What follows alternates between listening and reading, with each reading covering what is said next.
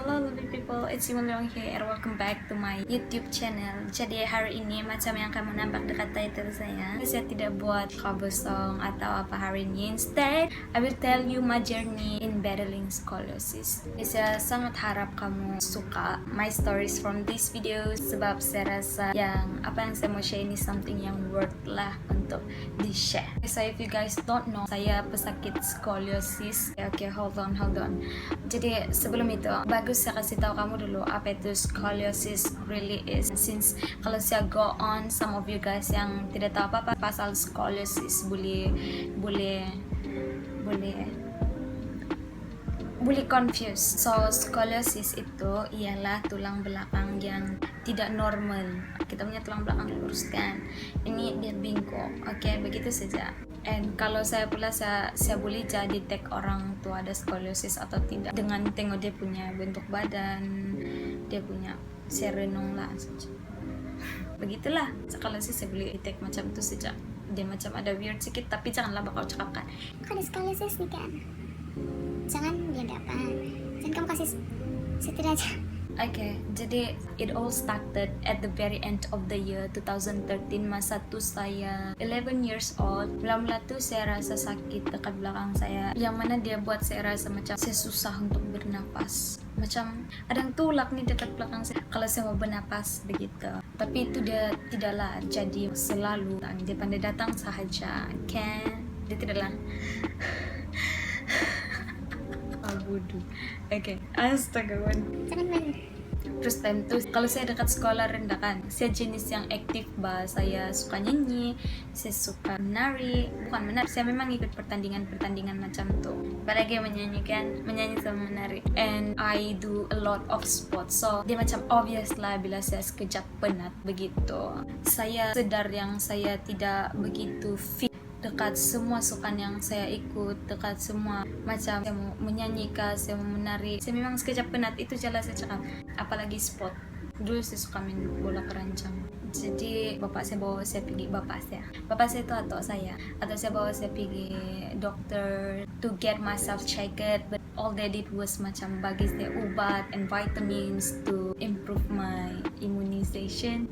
Sebenarnya saya tidak tahu pun apa yang dorang bagi saya itu betul atau tidak. Saya pun tidak tahu. Saya pun tidak tahu. But kan tentu saya budak, saya tidak tahu apa yang sana bagi. Saya ikut saja perancangan dorang. What you expect me to think? 11 years old. Jadi start dari sana saya start appointment saya. I went to reviews countless of time because saya tidak tahu. Maybe the doctor could not get any infos about my problem. Terus dorang cakap bapak saya, dia bilang jumpa kami kalau ada apa-apa yang berubah. Aku rasa macam ada masalah dengan body kau. Aku rasa macam rasa tidak sehat. Pergi cepat-cepat jumpa dorang lah macam tu. Lepas tu yang saya perasan time tu orang balik-balik ambil darah saya. Dorang mau ambil saya punya sampel darah lah, bahkan dorang mau cek apa yang jadi dalam badan saya. Lepas itu sebenarnya time tu saya sudah rasa macam lose hope batu, and it also hard for me to see my grandpa having to take me pergi hospital since dia memakan banyak masa dan cost untuk semua tuh. And macam saya pergi sana pun same answer yang macam nanti kamu pergi lagi lain terus ambil lagi medicine. Jadi hari demi hari saya punya berat menurun, and saya pun sebenarnya pun tidak tahu pasal benda tu. Saya tidak sedar pun, tapi orang sekeliling saya sedar, kau makin kecil lah, kau makin pendek. Nice. Sebab kalau saya ingat dulu kan, kalau perhimpunan mesti saya dengan kawan-kawan yang lain tu mesti dekat belakang. Sebab saya paling tinggi. Setiap kali saya jumpa orang mesti orang cakap, kenapa kau tinggi? Kenapa kau kecil ni? Macam sebab perubahan tu mendadak, and saya tidak pernah keluar rumah pun since saya ada sakit tu. Bukan plan saya yang saya ada sakit dan saya tidak mau keluar rumah lah macam tu. Tidak, tapi memang mungkin saya rasa sekejap penat, saya tidak rasa begitu aktif sudah. Jadi saya selalu dekat rumah. I still remember about kami punya kekeliruan tentang sakit saya ni, since some people told my grandpa it might be effect of black magic from someone that tried to hurt me begitu. Macam karena mana-mana masa tu saya tinggal dengan atuk saya. Dorang sangat risau dengan apa apa yang sedang diperkatakan itu. Jadi dia bawa saya pergi satu Cina nih yang tahu pasal tuh untuk kena obat-obat. Okay. For your information, we don't believe in such stuff though, but things really teruk sudah time tuh. Jadi saya ikut saja apa yang sudah atau saya mau buat untuk saya. Time tuh saya lose hope sudah bang. Saya still remember that time saya cakap my mom. Kenapa saya cerita pasal nih? Saya cerita aja lah. Saya cakap mami saya time tuh depan mama saya lah. Mama saya itu nenek saya. Terus saya cakap dia, saya bilang kalau saya mati nanti saya mau mati gitu. Saya mau mati ikut cara abis time tuh kita Kristen, kita banyak cabang kan. Tapi saya mau kasih tahu saya dari church mana pergi church mana. Time tuh saya cakap lah kalau saya mati kan nanti saya mau mati ikut cara. Terus saya sebutlah nama itu yang church yang saya baru masuk tuh. Memang dorang rasa macam saya pelik cakap macam tuh, tapi time tuh saya bukan being dramatic or what, tapi saya juga takut time tuh sebab manusia kan bila-bila aja boleh pergi. Sambung cerita yang dekat hospital itu. Saya rasa about 2 months lah begitu saya tunggu result dari itu dokter, and finally dorang main call kah? Kan memang saya ada temu janji time tuh. Dorang suruh saya pergi x-ray lagi. Yang saya ingat time tuh bukan atau saya ngikut, mama saya yang ikut. Terus dia panggil lah mama saya masuk bilik. Saya rasa kami tahu sudah masalah cucu koni, dia cakap gitu. Terus dia kasih tengok x-ray yang before and after. X-ray yang lepas, dia kasih tengok nenek saya. Dia bilang kau punya cucu nih ada masalah tulang belakang. Saya nampak tulang belakang saya, oh my god, damn. Dia sangat mengelirukan tau. Dia pergi depan, dia begini and begini. Tulang belakang saya macam tuh. Bear in mind that time bukan satu x-ray saja saya buat, I did it twice to confirm the analysis mungkin. Jadi dari sana itu dokter kasih paham lah kenapa saya punya posture badan berubah begitu, sebab itu scoliosis lah. Dalam masa yang sama tuh dokter cakap saya ada sakit TB. Tahu tuh TB? Yang itu dia kasih kurang berat badan saya, which is dia kasih buruk lagi lah keadaan tulang belakang saya. Itu TB, sebab itu TB tulang juga. Kamu tahu kan tuh TB? Saya rasa kalau kamu tidak tahu, kamu bukan orang. Tahu dia TB, dia TB. Itu saja saya dapat kasih paham. Kamu apa lagi kan? Macam apa coba? Dari sana kami tahu lah. Saya pun pas tu dokter cakap saya cermini diri saya. It never came to my realization that I was sitting and standing di posisi yang salah, as what normal person should not be doing. Saya sebenarnya saya sedar pun yang diri saya sudah macam tu. Saya tahu yang rupanya dia berubah begitu besar. Yang pasal tu Chinese man tu yang bapak saya bawa pergi jumpa tu Chinese. Itu sebab saya ada lump besar, bisul. Nah ini bolehkah kasih tengok saya nih? Nih dia punya scar. Ada lagi dekat sini dan adalah dia boleh tahu. Jadi kalau dihitung balik dari itu rupanya sudah dekat 9 bulan macam tuh. Jadi sambung cerita saya yang tadi itu, dokter cakap mau kasih mati dulu lah kuman TB, baru kita buat kau punya scoliosis. I had to take pills more than a year, I guess 1 tahun lebih, 6 bulan kah begitu. And my family had to be checked too kalau dorang ada masalah yang sama, sebab TB ni dia boleh berjangkit, dia memang boleh berjangkit.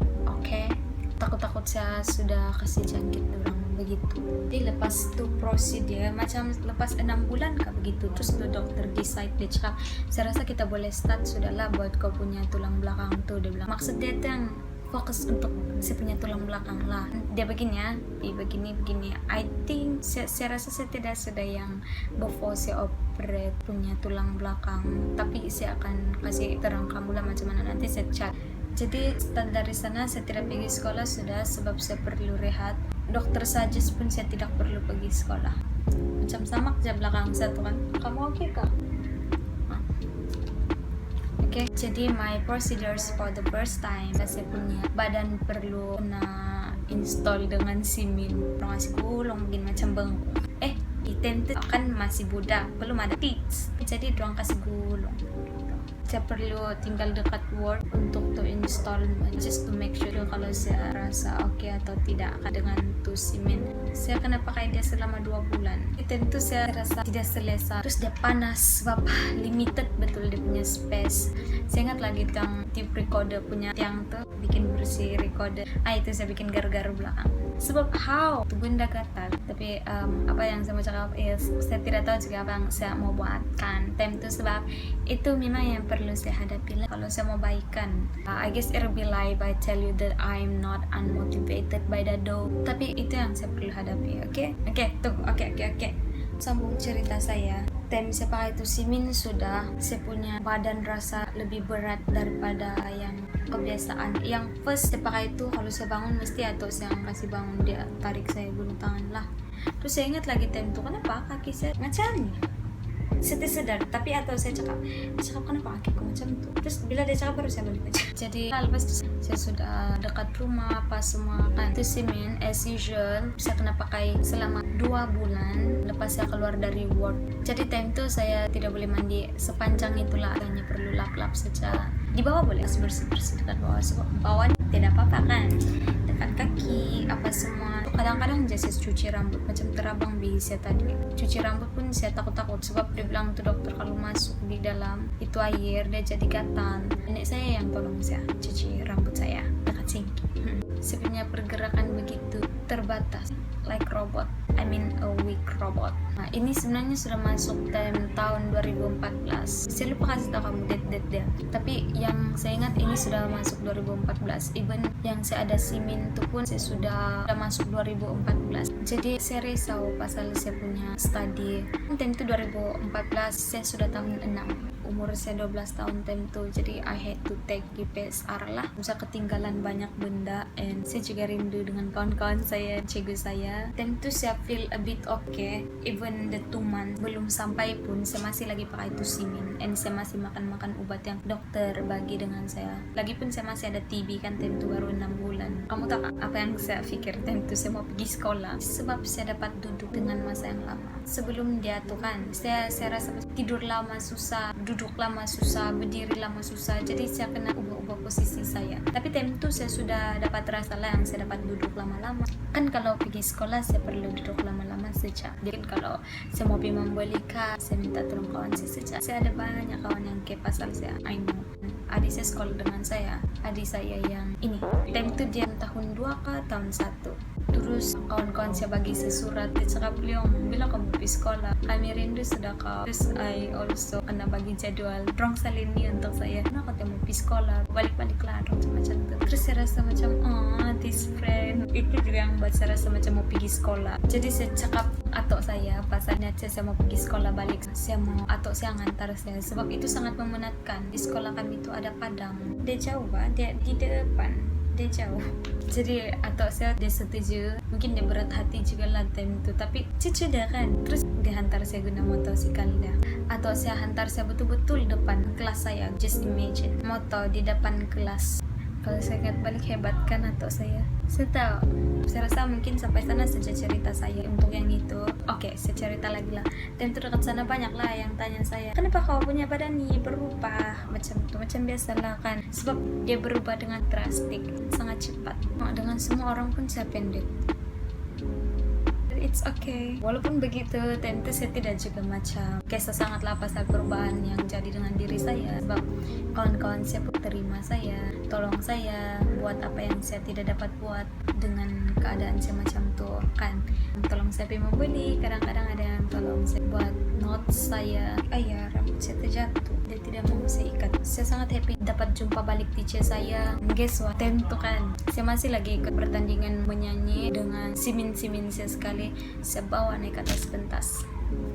Yang time 2013 tuh saya ada ikut satu competition. Mau saya mention bintang kecil. Itu baru yang sekolah-sekolah time tuh saya pemenang. Jadi kalau saya tidak pergi kami punya penyertaan yang tahun lalu tuh dia will be a waste. Saya ingat lagi cikgu saya Wan Nordiliawati. Itu dia tidak begitu setujulah yang saya mau ikut, saya rasa sebab saya punya kesehatan kan. Pas menyanyi memang dia ngincar. Derang pun saya rasa mau juga sebab susah banget untuk sampai ke tahap itu. Tapi kalau saya pun yang macam ada keinginan betul-betul, why not kan. Jadi saya try lah pujuk cikgu saya tuh ya, supaya saya ikut itu competition balik. Saya mau dia percaya saya yang saya boleh, everything is going to be okay and I will be okay. Since itu benda saya rasa tidak kena manapun, saya tidak juga rasa penat yang macam dulu tuh.